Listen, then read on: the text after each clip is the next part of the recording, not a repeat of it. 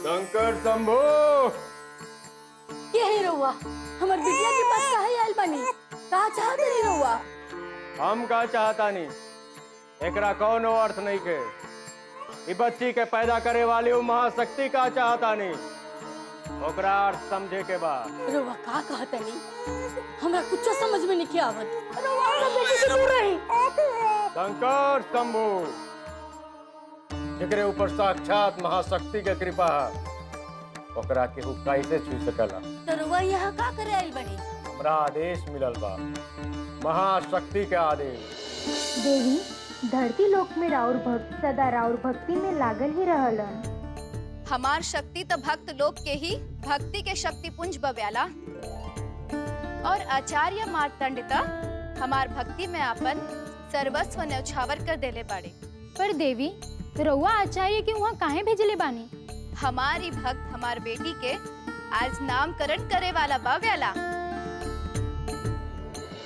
भगवती की कृपा से जन्मली कन्या साक्षात भवानी का रूप बानी।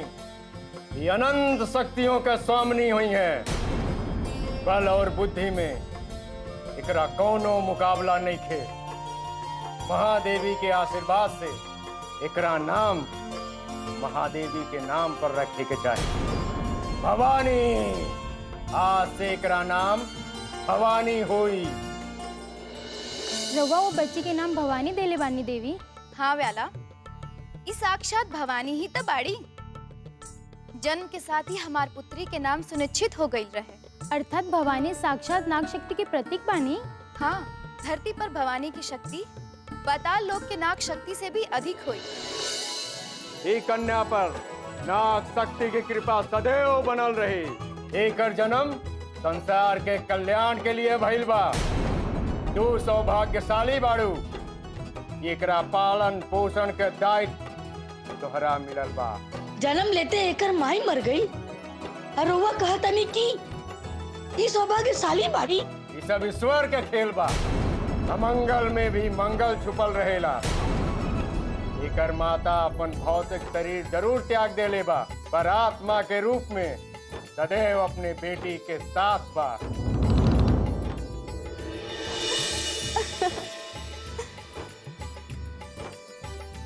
ये जन्म में अपने कर्म से ये पिछला 100 जन्म का पुण्य अर्जित करी। कौनो संदेह नहीं खे। रउआ ये सच कहतनी? हमरा तो विश्वास नहीं क्यों होत। तोहरा विश्वास करे के ही पड़ी। हम जोन कह रहल बानी वो परम शक्ति के आदेश पे कह रहल बानी। बस प्रतीक्षा करा, वो दिन बहुत जल्द आई। हर हर महादेव।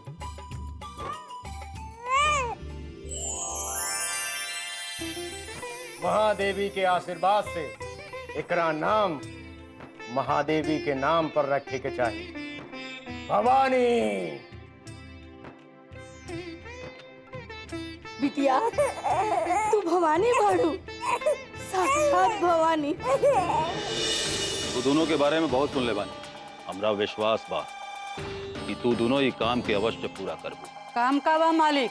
बहुत छोट काम बा, तू दोनों खातिर बहुत आसान बा। पहले काम तो बताई मालिक। एक बच्चा के ओकरा माई से अलग करे के बा।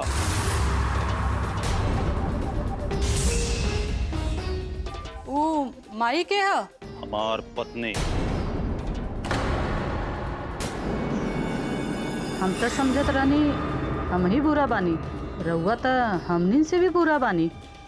अब अधिक मत सोचा, मुंह मांगा इनाम मिले। काम हो जाए मालिक। ये फैल ना बात। लेकिन यदि मालकिन हमनी के पहचान लें तब? तोहरा काम के बीच में जे भी आवे समाप्त कर दो, चाहे वो हमार पत्नी होके या हमार माई। लेकिन याद रहे, ये बात केहू के पता ना चले, ना तो तोहरा के हमरा से केहू ना बचा सके।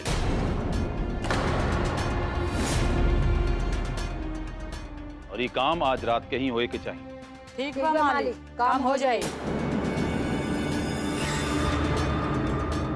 जा।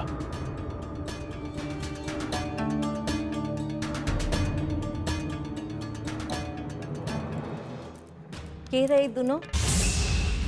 गांव के लोग रहे, गरीब रहले, काम मांगे खातिर आयल रहली। लेकिन हम पहले कभी ए लोग के ई गांव में नहीं देखी। तू कैसे देखबो? ऐसन लोग के साथ तोहार संबंधी का बा? तब वो तू ई गांव के मुखिया बाड़ू का कि सब तोरा के पता होई? जा अपना काम देखा।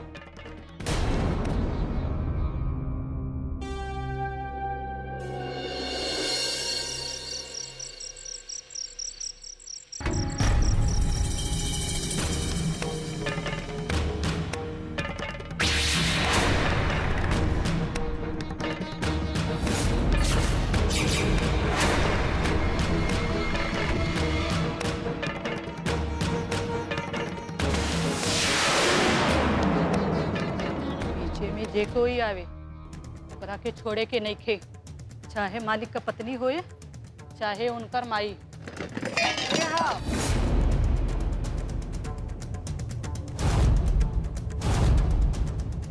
के हो भैया? के बा? मालिक के माई है तो का भाई, मालिक जे कहले बानी वह करब। बीच में आइलिन इनकरो के सुरधामपुर पहुंचाए दे। अरे केहू तो ना दिखाता। अरे लागत अब बिल्ली रही।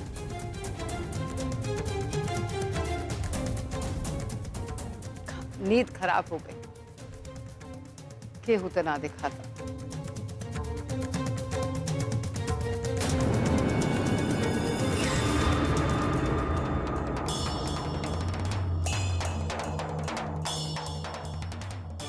बुढ़िया तो बच गई। चल वहाँ मालकिन का कमरा वहाँ।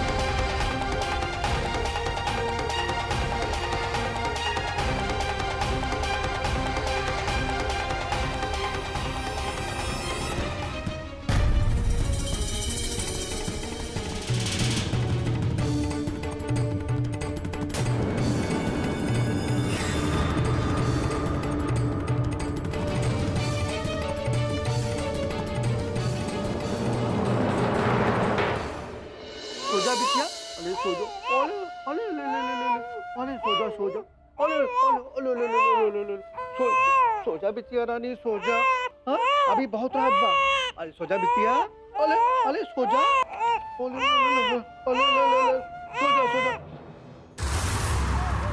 अरे चुप चुप हो जा, एकदम चुप। तोरा के मालूम नहीं कि हाँ कोई देख ली तो हमने के पकड़ा जाइबे। के बा वहाँ? ए बेटा थोड़ा रुक जा, हाँ हम बाहर देख के आवत आनी, हाँ और ना तो गौरी चाची जग गई हैं। ओले ओले ओले ओले ओले ले ले ले।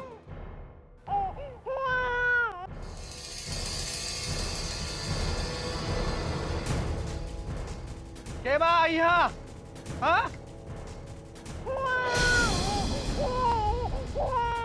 तो क्या हो? हाँ?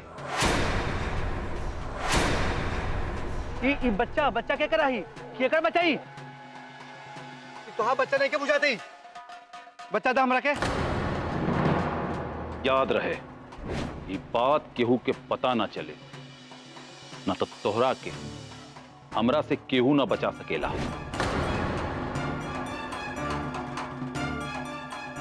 दा बच्चा हम रखे?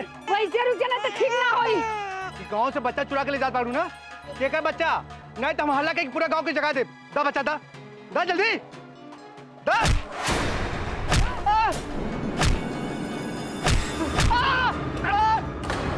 चाची! का भाई? आवतनी तू हमार ओमकार के मर लो हा? हम तोरा के ना छोड़ा, ना छोड़ा।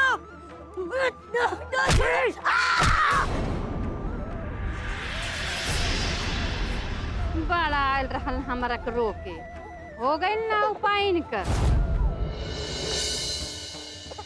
चल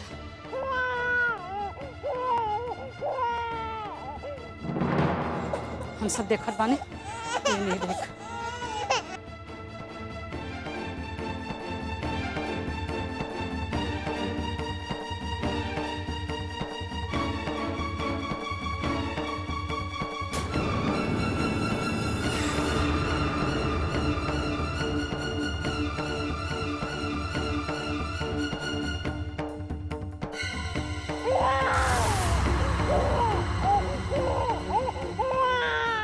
ऐसे ना माने करे तो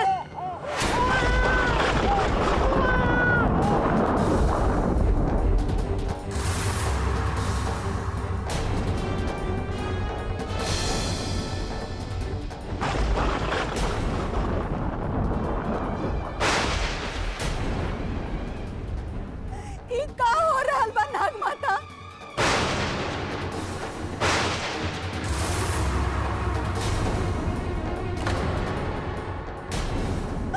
हमार बेटी के बचाई लिए माँ।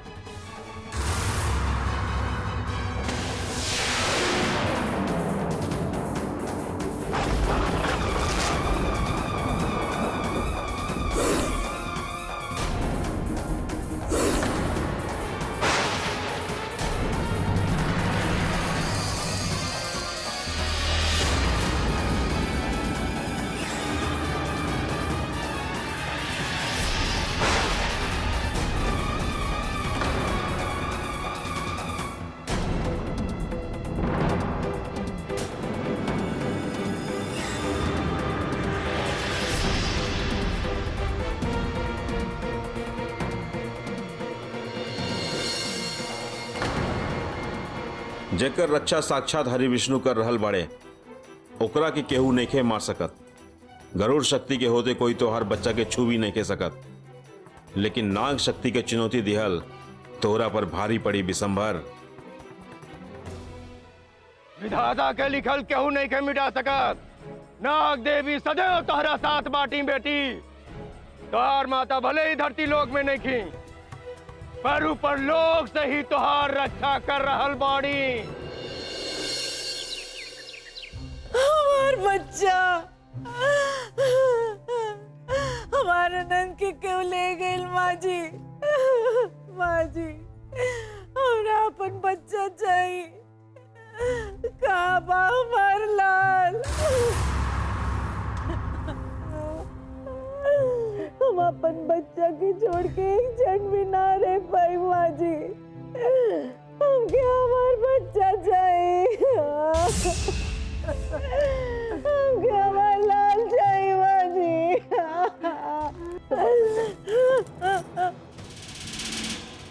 आखिर घर में से बच्चा गईल कहाँ?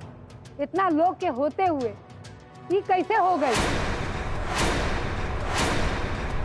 बिशंबर, पता लगाओ कि के लेके गए अनंत के। इतना छोट बच्चा अपने आप तो कहीं ना जाए ना। जा बेटा जा, कुछ भी कर, हमारे घर के कुल दीपक के खोज के लिए आओ बेटा, खोज के लिए। आखिर इतना साहस केकर हो गईल? केकर? जे कोई भी हो, ओकर सर्वनाश हो जाए। सर्वनाश, कीड़ा पड़ियो के कीड़ा।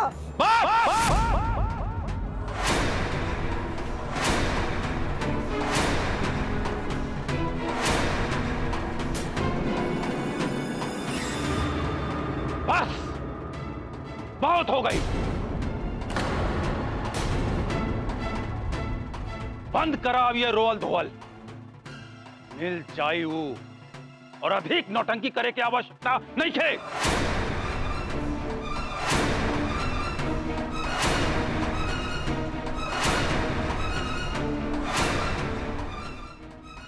और रहुआ एकरा के नौटंकी का हाथ बानी भैया।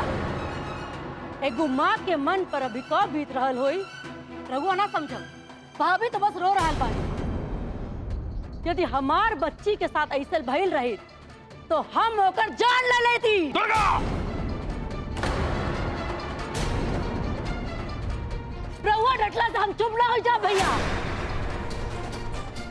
आंख दिखा के माँ के ममता के नइखे रोक सकत बाड़ा।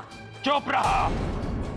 रोला धोला से ममता के रक्षा ना होला। तो जैसे हो सकत बा वैसे हमार बच्चा के रक्षा करी, लेकिन हमके हमार बच्चा चाहिए बस। मिल जाई, तू जहां भी होई मिल जाई। हम आकाश पाताल एक कर दे। दिसंबर तोहरा के जे करे के ऊ कर, लेकिन हमरा के हमार अनंत चाहिए। मालिक मालिक का भइल?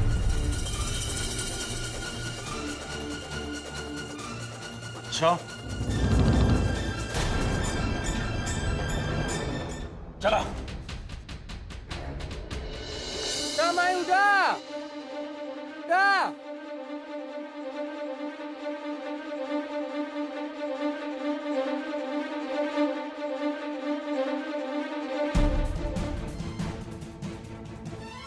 और महादेव चोर चोर चोर चोर। दो लोगन के तो जान चल गए। ये देखा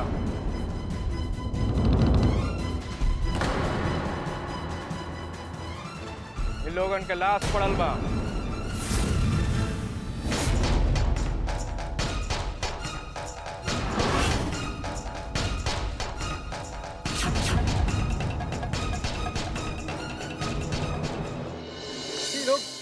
एगो बच्चा के चुरा के लेके जात रहे और इन लोग के रोकनी तो हमरा के पीछे से डंडा मार देले।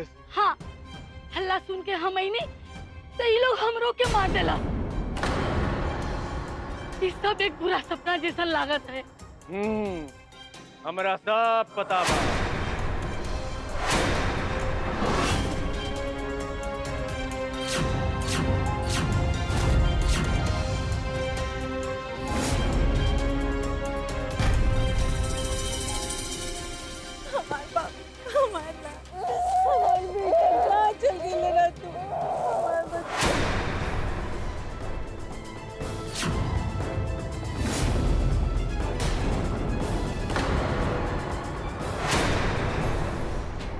महाशक्ति भवानी का जे भी अहित करी ओकरा केहू नहीं के बचा सकत।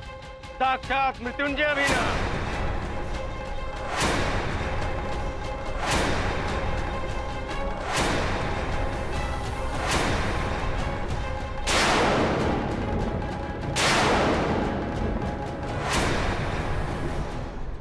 तोरा के छोड़ के हम एक कुछ नहीं कर जी सकते। चुप रहा बहू, चुप रहा। अब कुछ ना हो। ये सब छोड़ा। अब बाबू तो आ गइल बिया ना, अब मत रोआ। ऐसन कैसे छोड़ दे माई? ई था कोनो साधारण सा बात बा का? एगो ठाकुर के बच्चा चोरी भइल रहल। ठाकुर के?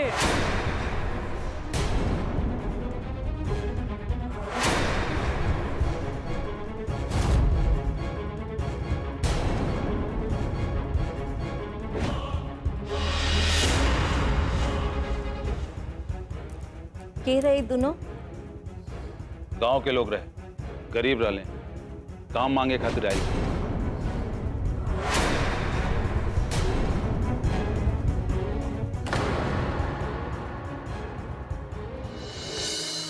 ऐसे भइला ई लोग के ऐसा। ये लोगन के अपने कर्म के दंड मिलल बा।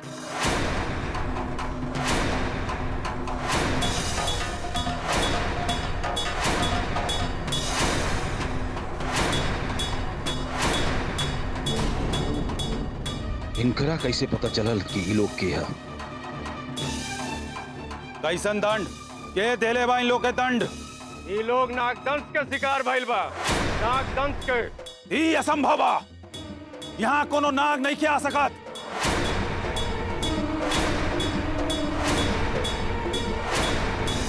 ये गांव गरुड़ रक्षा से बंधल बा और साक्षात गरुड़ देव यहाँ के रक्षा करेले। उनकर दृष्टि से कोनो नाग ई गांव में प्रवेश नहीं कर सकत। ये तो और भरम बा।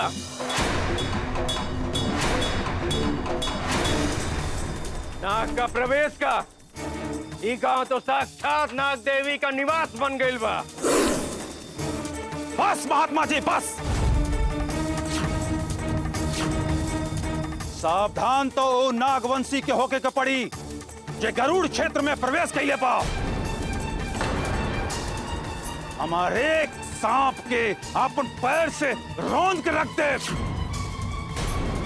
विनाश कर दे, विनाश।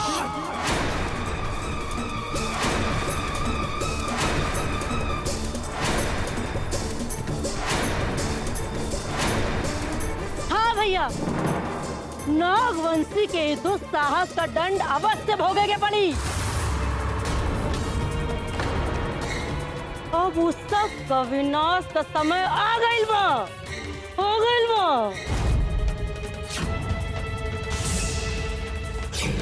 और ये विनाश हो के रही, अवश्य हो के रही।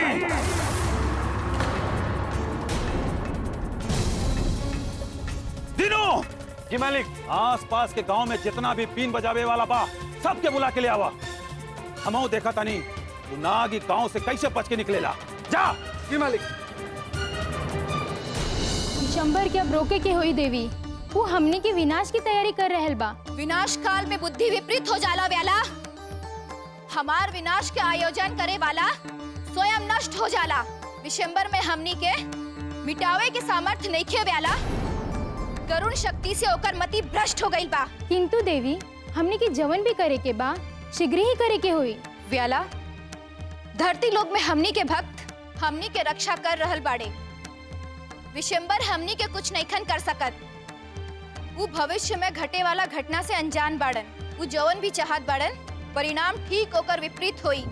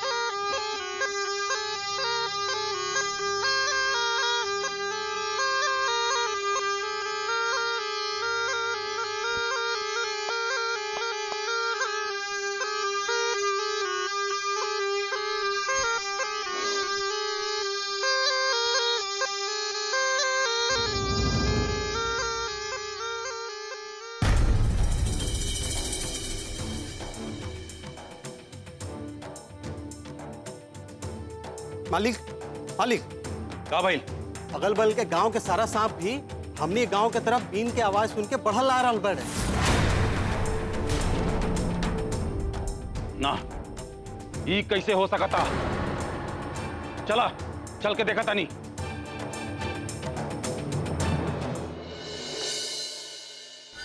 आई मालिक, जल्दी आई। हाय देखी मालिक।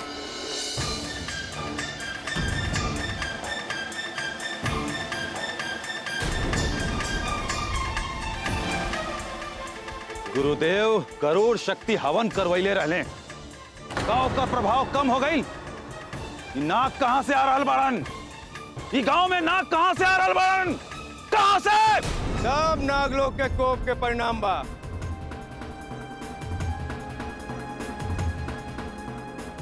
धरती लोग पर मनुष्य के पाप देखकर नाग लोग ने क्रोध जाग गइल बा। वही लोग आवेश में आ गइल बाने। वही लोगन के केहू नहीं के रोक सकत। हम रोकब। ठाकुर विशंबर रोकिए। ई धरती पर रेंगे वाला कीड़ा के जला के भस्म कर दे, भस्म कर दे। ये सब मत बोलो विशंबर, भगवान के खातिर ये सब मत बोलो। महाराज जी, रघुआ कौनो उपाय बताएं जेकरा से हमनी के रक्षा हो सके। विशंबर के बात को बुरा मत मानी। बुरा मत मानो।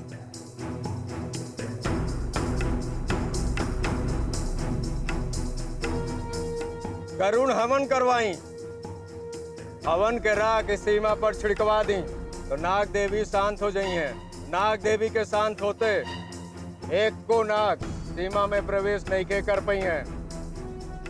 यह एकमात्र उपाय बा। ठीक बा महाराज जी, हम वही काम करवा रहल बानी।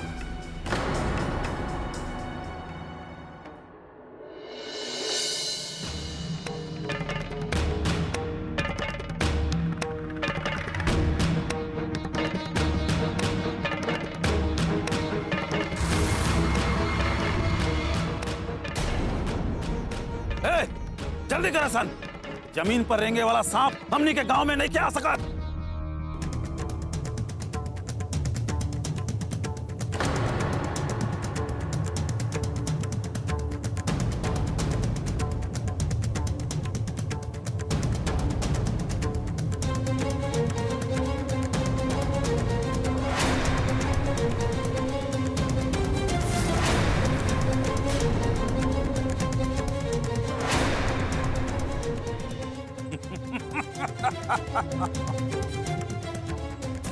और इतना हिम्मत कि तू हमनी के गांव में घुसबो?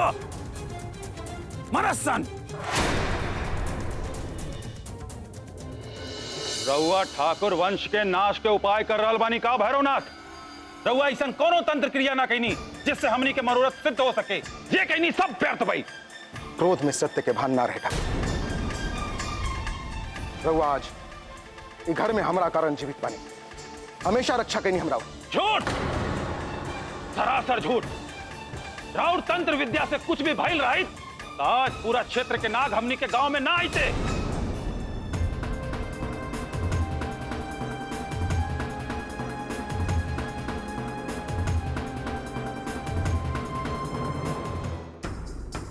आखिर रउआ कैनी का बताई भैरवनाथ, का भइल बा राउर तंत्र मंत्र से? चिल्लैला से कुछ ना हुई ठाकुर, शांत हो जाइए।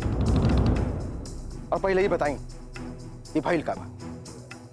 आज गरुड़ हवन के राख से नाग के अवल रुकल। राउर गरुड़ पूजा ये सबके काहे न रोकलस? बताई। यदि आज गरुड़ विभूति के प्रयोग ना भइल रही तो आज हमारा अंत निश्चित रहल। समझ गई नहीं।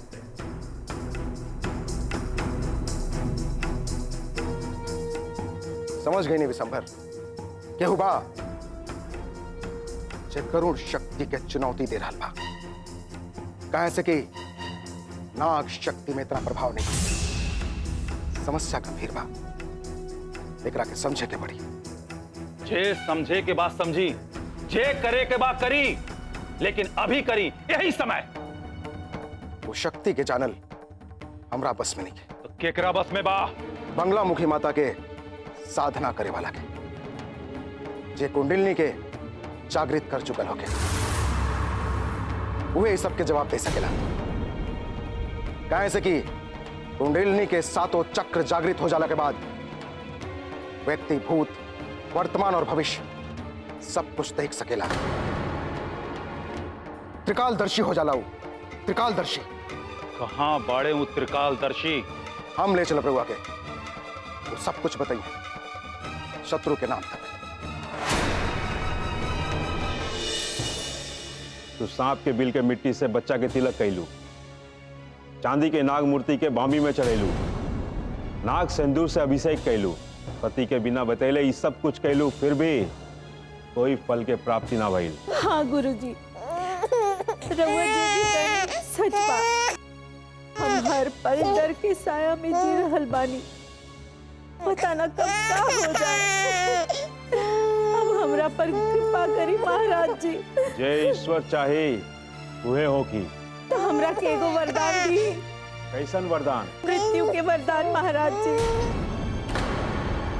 अब हम एक क्षण जियल नहीं के चाहत। तोरा के ऐसन वरदान के कोनो आवश्यकता नहीं है। ऐसन कुछ नहीं के भाई, जौना से जीवन से मोह त्याग दे। इसलिए भइल बा गुरुजी, आज हमरा के जो सच पता चलल बा, ओकर सच होके से पहले हमार मर गए ही उचित बा। अधीर मत होगा पुत्री। कैसे अधीर ना हो कि गुरुजी?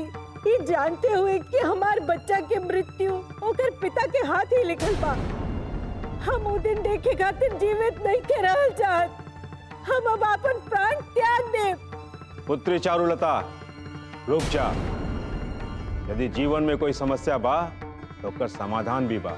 ईश्वर पर भरोसा रखा, मारे वाला से बचाए वाला ज्यादा शक्तिशाली होला। पर वो हमार बच्चा के नहीं खन बचा रहल। बचाई हैं, अवश्य बचाई हैं। तोरा अपन बच्चा खातिर अभी जीवित रहे के होई। एकरा खातिर तोरा भादो मास के पंचमी के रात में मृत्युंजय महादेव के मंदिर में अपन बच्चा के सुलाई के होई। ये उपाय एक बार कैला से अगला 10 साल तक बच्चा के काल छू भी नहीं के सकत। सच गुरुजी, एक अर्थ से 10 बार करे से हमारे 100 साल तक कुछ ना होगी। हाँ, धन्यवाद गुरुजी, धन्यवाद। हम रोवा से मृत्यु मांगे आई नहीं, रोवा हमरा के जीवन दे देनी। अब हमरा के आगे जाते जाते ये भी सुनते जा, अब तोरा अपन बच्चा के नाग शक्ति से ना गरुड़ शक्ति से रक्षा करे के पड़ी।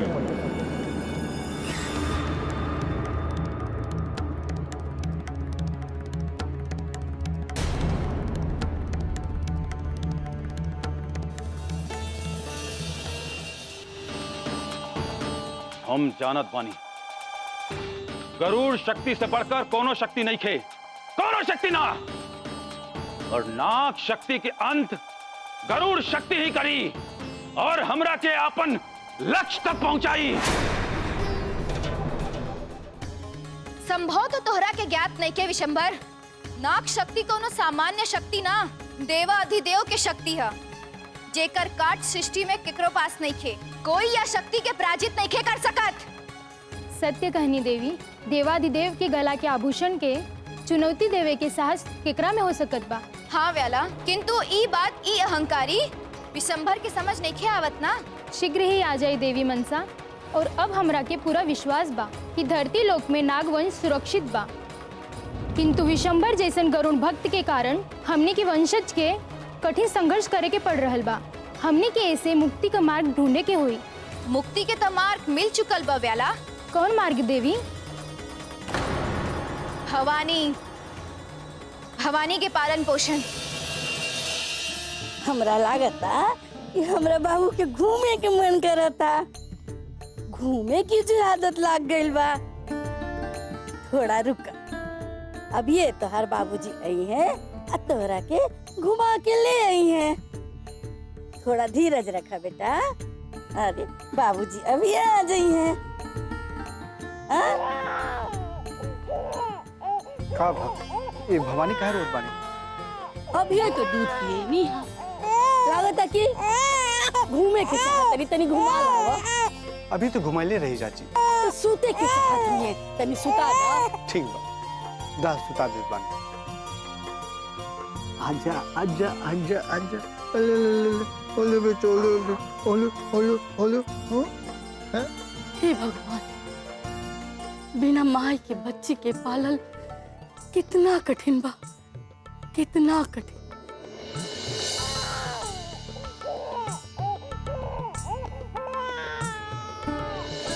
सुत जा बिटिया रानी, हाँ सुत जा। हाँ, हम तोहरा के आज एगो कहानी सुनावत बानी। तोहरा माई के, तोहर माई बहुत अच्छी रही। ममता के मुहूर्त तो पता बा, वो तोहरा जन्म से पहले ही उनकरा के पता रहे कि उनकरा के बेटी हुई। हाँ, वो अपना पेट में ही तोहरा के रोज कहानी सुनावत रही।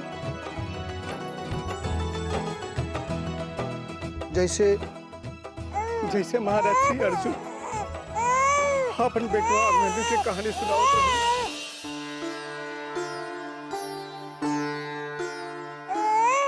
लेकिन कहानी सुनाते सुनाते चुप हो, फिर कभी ना बोली।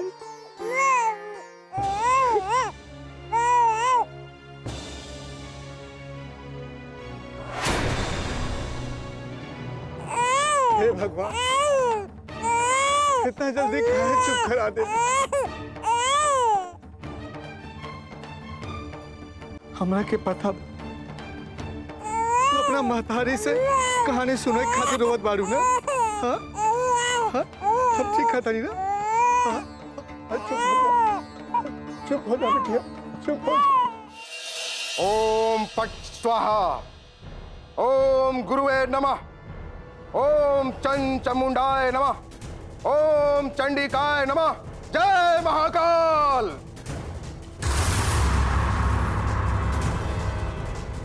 मिल गई कभी मिल गई ठाकुर, वो महान नाड़ी शास्त्री मिल गई। धर्मो रक्षति रक्षिता, अर्थात एकर मतलब ई बा कि धर्म के रक्षा हमनी के करब जा, धर्म हमनी के रक्षा करी। हमनी के अपन धर्म के पालन करत रही जा, तबे धर्म हमनी के पालन करी। धर्म के पालन में उनकर कोई बराबरी नहीं कर सकता। सारा शास्त्र के ज्ञाता बने उनका कई गो सिद्धि प्राप्त बा। अगर वो खुश हो गए ना तो हमने के हर प्रश्न के उत्तर मिल गए। तो ये बहुत पहले कहा ना बताई नहीं?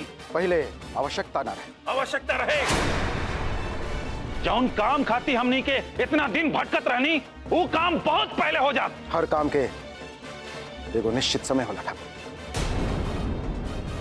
समय से पहले कोनो पेड़ फल ना देवेला।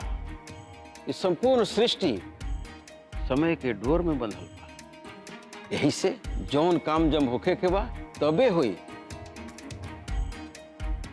चाहे मनुष्य ओकरा खातिर कितना भी प्रयत्न कर ले। ठीक बा, ठीक बा। चली वो आचार्य के पास चली। फूलो, ए फूलो। जी माँ जी। पूजा का समय हो गइल बा। बहू कहाँ बाड़ी? वो तो चिंता में अपना कमरा में बैठल बाड़ी। ओहो, इतना चिंता कैला का कौन आवश्यकता बा? तू ही पूजा का थाली लेके बाहर चला, हम उनका के भेजत बानी। जी माँ जी। और सुना, एक बात का ध्यान रखिए, केहू के पता ना चले के चाहे कि तू लोग कहाँ जात बा। ठीक बा माँ जी, हम पूरा ध्यान रखब। ठीक बा, जा। बहू, ए बहू। आई माँ जी। अरे अभी तक तोहरा के पूजा खातिर निकल जाए चाहत रहे। जल्दी कर, फूलो तोहार बाहर इंतजार करत बिया। हमरा डर लाग रही बा माँ जी। ऐसे जिए के सपना देखले रही, दूसरे से जान के डर लाग रही।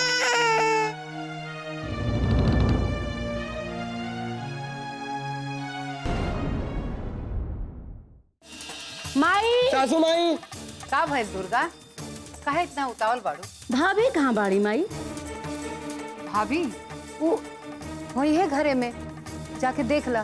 काहे खातिर झूठ बोल रहल बाड़ू? झूठ? अरे हम तोहरा से काहे झूठ बोलब? भाभी और फुलझारों के तो मंदिर भेजले बाड़ू ना? काहे झूठ बोल रहल बाड़ू?